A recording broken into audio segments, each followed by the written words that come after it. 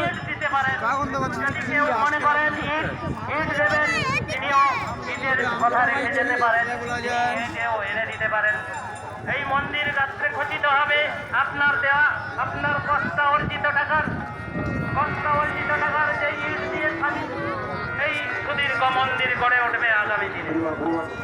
কত কষ্ট না করে মানুষ সঞ্চয়